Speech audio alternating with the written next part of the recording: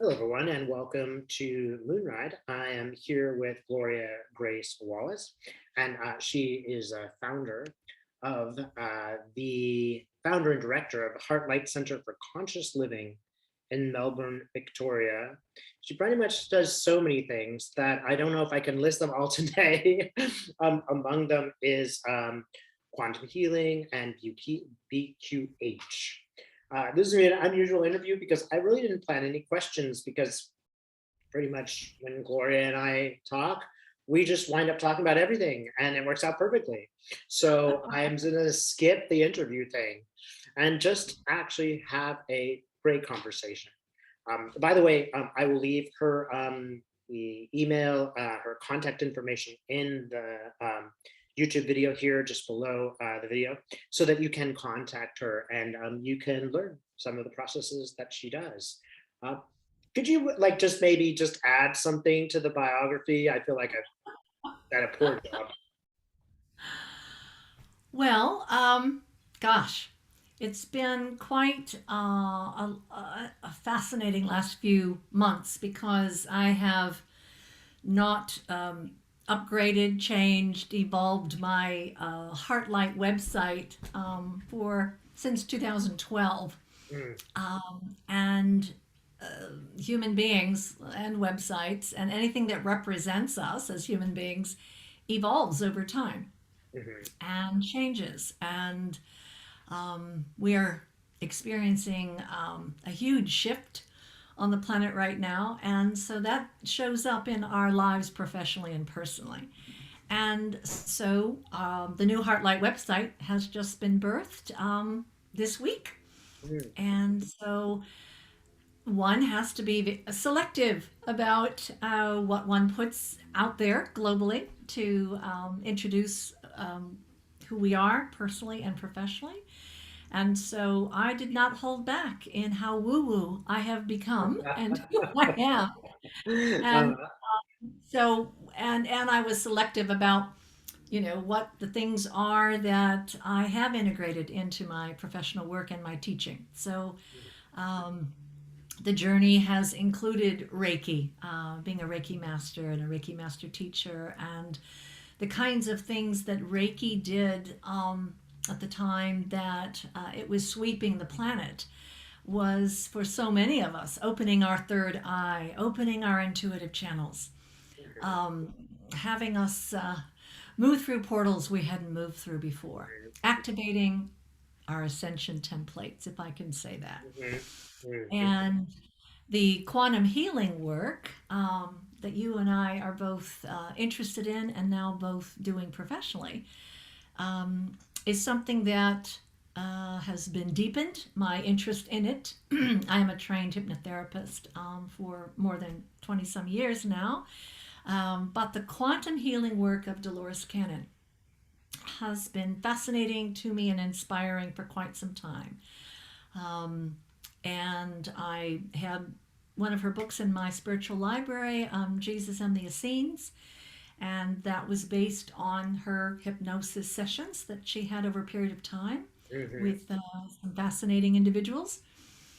And so more and more in this global pause we're calling the COVID adventure, I was drawn back to her books and her YouTube videos and her interviews, and then decided that I would have a quantum hypnosis healing technique session myself mhm, in this interesting, extraordinary time that we're in the last 2 years. And nothing has been the same mhm, since connecting so directly with my own higher wisdom, my own I am presence. And and yet I chose to go through the doorway of someone who did work with Dolores Cannon for 7 years at her side, really, I guess you would say, as someone who assisted her in the courses. And she was guided personally and professionally to create a professional direction and training in the quantum healing work for people like myself and you, David, who are already experienced. We've already got our own a fairly established approach to healing and working with clients and students. And so the Beyond Quantum Healing is the system that Candace Craw Goldman established after her inspiration and training and experience with Dolores Cannon herself. Mhm. So both of them, Dolores and Candace, are the shoulders that we stand upon, wouldn't you say? I agree. Yes. That have inspired the quantum healing field to explode, really, Mhm. um, with those of us who have found it. I find this work the deepest work I've ever known. It is transformational. Not that the Reiki healing work and the working with I've had my own guides. My Heartlight team, made up of angels and guides over the years, that has helped me, you know, assist people to cut cords to the past, to past trauma, past beliefs, past limitations, past lives, because I'm also trained in past life regression before Dolores Cannon came to my awareness. And so I just found that integrating it all together at this extraordinary time of the history of this planet right now is the deepest work that anyone could be doing right now. And as I mentioned, one of the things that drew you and I together is that we share um, a love for this work, and we've seen with our own eyes how it is transforming people's lives. Absolutely. So I'd like to ask you a little bit about the New Earth. I do have to make like one caveat, which is I am not yet trained to do quantum healing. I am in my internship. It's not finished. I hope I will be fairly soon, finished fairly soon. If you're in, video land, you're not allowed to do quantum healing online. You are with, is it Grace? Beyond quantum healing, Yeah. the, And tell me the her name system I again. was Candace Craw Right. Goldman. Sorry, I forgot In to. this system, we are encouraged to Mhm. um, do it whether it's in person or online. And I've done it both ways, and I find it um, deeply powerful, whether it's online or not. Mhm. But there are specific reasons and conditions in the the QHHT system developed by Dolores Cannon, founded by her. Yeah. So one can Google any of those things, Yeah, or by all means. um, on my new website, I have about quantum healing. I have an entire page of questions Very useful that to know.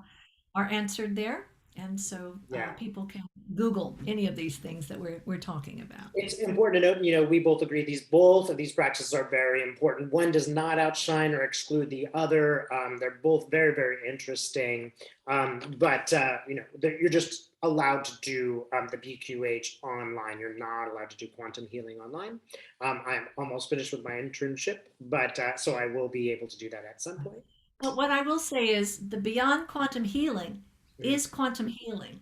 It's not Right. QHHT. So again, we don't want to get bogged down in the two camps, but um, as far as I'm concerned, quantum healing is anything that bypasses the conscious monkey mind and allows us to access the subconscious mind where everything is stored, all of our experiences, this lifetime or the past lifetimes or beyond lifetimes, in between lifetimes, and then the superconscious mind is the higher wisdom, Mhm. the I am presence, the Christed higher self. So that's the part of us that's all knowing. That's the part of us that's never been hurt. It's fearless. Mhm. It's unconditional love is what guides and is the wisdom of the higher self. So that's those are the terms that I use in the work that I do. And I'll just mention, having been the subject for quantum healing, having received and done, I would, even though I am a channel, I was quite amazed at the amount and the quickness of the information and how quickly I spoke the answers to my own questions. I was amazed. I was amazed at how emotionally I was moved There was a point in it where I cried for 2 minutes straight. It is like really confirmed for me that this is a very real thing and very, very useful. And it also confirms to me what I truly believe, which is that everybody can channel. And this is a way to do it. And what is channeling really? Channeling is a connection with something, again, beyond our conscious mind Hmm. that is really, and with our own voice and our own capacity to understand what we're hearing or feeling or sensing, if we're able to utter that, if we're able to understand that and to communicate that with others or even with just ourselves, that's channeling. Hmm. We are literally a channel Hmm. Hmm. for which the information, knowledge, understanding can travel through. Hmm. Hmm. Yeah. It's So almost we like, all have this capacity. We all yeah, have it. it's almost like my personality just moved out of the way and I just got direct information from spirit. If I could just go back to the new earth, because I just find this a fascinating topic and I still don't like completely understand it. I'll just like show a picture here of a book by Dolores Cannon. This is about the new earth and the four waves of volunteers. Sorry, three waves of volunteers. What do you think she means, or what do you think is meant by the idea of the new earth? Well, I think she and Eckhart Tolle and anyone else who's actually used that terminology, Hmm. even when we were all excited about and wondering with, bated breath what 2012 was going to, bring to our lives, whether we were all going to ascend and disappear and be on Earth number two, beyond that new Earth. And Diana Cooper has been, and Patricia Cota Robles, these are all beautiful channels that have been talking about the new earth for decades. For Mm. decades. Hmm. And there are a variety of ways to frame the context for why now. Why is there a shift? What is it that's changing? And if I were just to say to anyone who's listening to our conversation right now, just to ask yourself, have you noticed any changes? Do you Hmm. feel anything is different in just even the last 18 months or 2 years? Um, Even if we were to say that the consciousness level of the fourth and fifth dimension, the fourth chakra is the heart chakra. And according to the channelings of the Raw Collective, um, is that the fourth density, they refer to it as density rather than dimension, but that the fourth dimension density is about unity consciousness and about service. Hmm. And of course, the fifth dimension, is an even higher level of consciousness. Hmm. And that this is a part of what we would call a spiral of evolution. That all galaxies are on, all universes, all planets, and that Earth, she's been here before. If you were to look at the channeled wisdom of Patricia Cota Robles, books such as Who Am I and Why Am I Here? Hmm. Or What on Earth is Going On? She will talk about what the Company of Heaven and her guidance has been about the fact that we were actually ready to ascend into fifth dimension eons and eons ago. And pretty much we're living at a frequency that was heaven on earth. It was the Garden of Eden, it was paradise.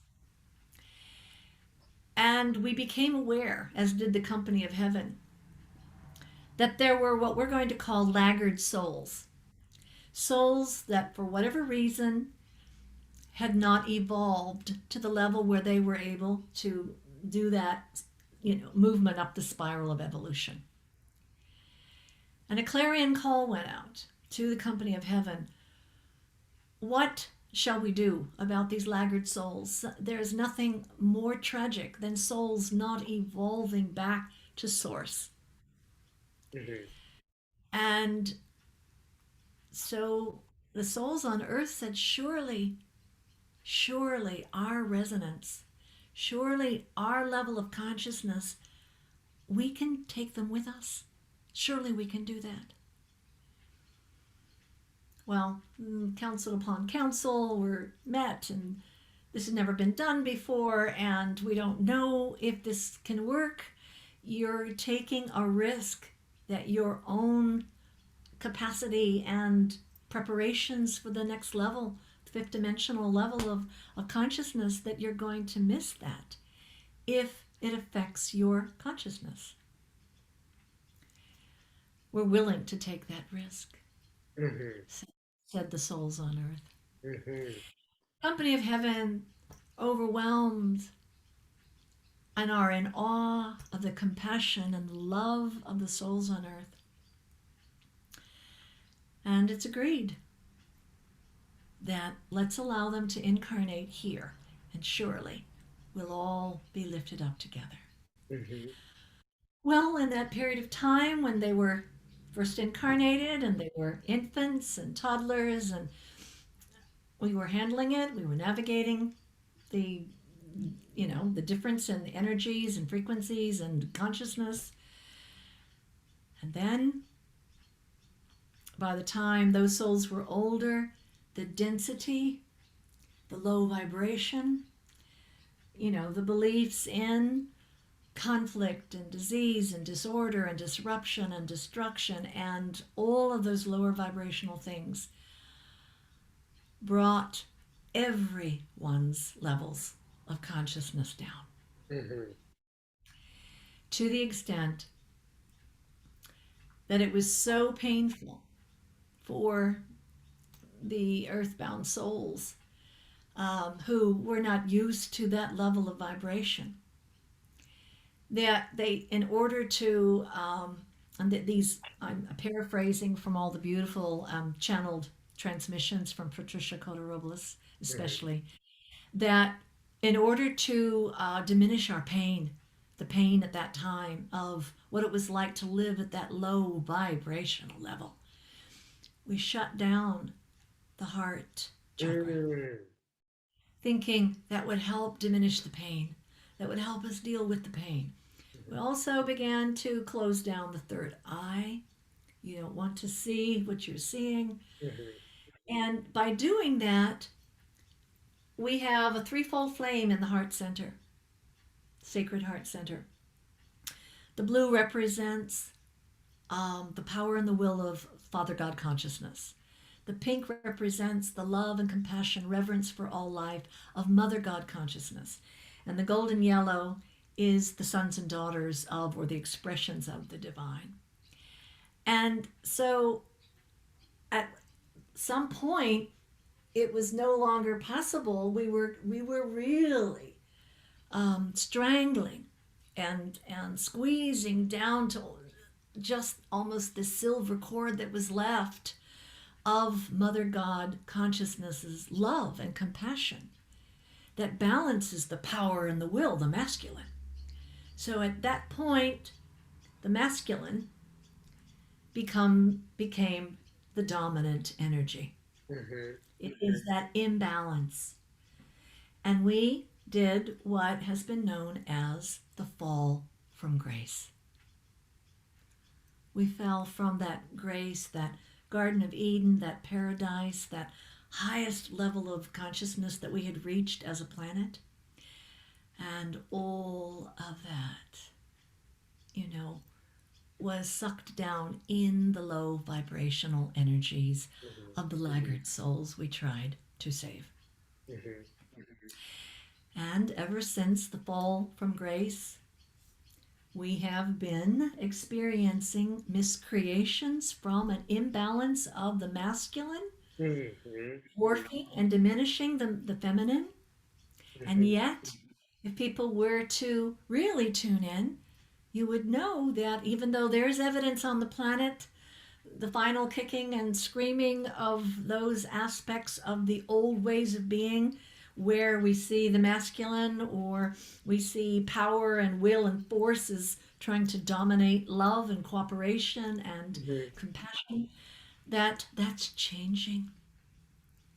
That's changing. So the new earth is a new level of consciousness. Mhm. It's a new level of the frequencies of the divine feminine, masculine, and the feminine balance now. Mhm. Mhm. Even though there will be attempts at reclaiming or trying to hang on to the old ways of being the masters or being in power or the abuse of power, all those things that we all have feminine and masculine within us. But Mhm. when it's out of balance, one can dominate the Mhm. other, and then we are out of alignment, Right. out of divine alignment. Mhm. Mhm. Now, in terms of this new Earth, some people are wondering, okay, is there literally going to be a physical new Earth, and the old kind of dark, heavy people are going to be on one, and we're going to be on another, or is this really just more symbolic? I have a feeling it's more symbolic, but I guess my question really is, are we still going to be around these heavy forces, heavy people? There are a variety of channeled transmissions on this. So I do believe it has to do with just like when Yeshua ben Joseph, known, a lot of us learned his name was Jesus in terms of how it was westernized and anglicized. But he was born, his birth name, Yeshua ben Joseph. For some of us, we call him Jeshua, that bridging of Jesus and Yeshua, so Mhm. Jeshua. That Jeshua used parables and metaphor as a way to be able to transmit, to share certain information that was, the vibration was too much for people of that time. And indeed, he was ahead of his time, and we know how things played out. Right. And there have been transmissions of Jeshua since that time where indeed he acknowledges, he says, we did not know exactly how things would unfold. Um, and yet, it's still the planting, the seeding of Christ consciousness had to occur. It Hmm. had to occur at that time.